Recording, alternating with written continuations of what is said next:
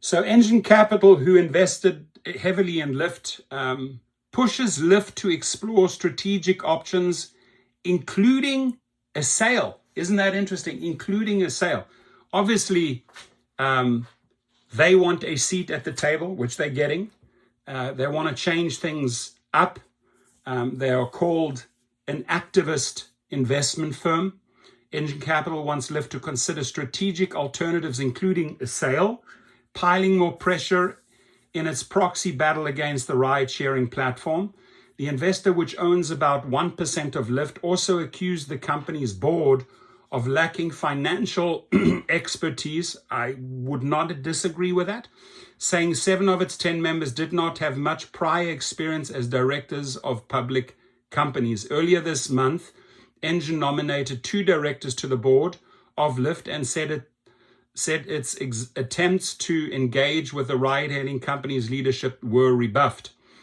So they bring 2 board members on board through their, through their what they call activist investment. They want to change things up, but the others are pushing back. Engine said on Tuesday that its director nominees would encourage LYFT's board to explore strategic alternatives that could lead to the sale of the company as a whole or in parts.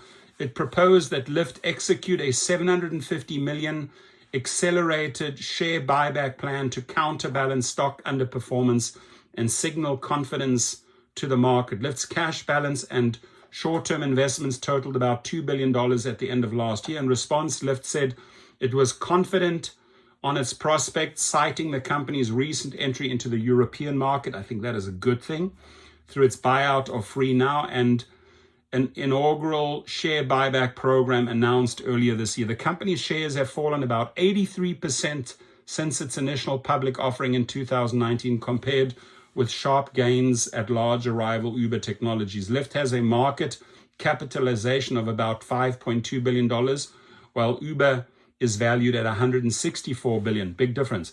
Engine also criticized LYFT's dual-class share structure, which concentrates 30% of voting power in the hands of its co-founders, who hold about 2.3% of the company's equity.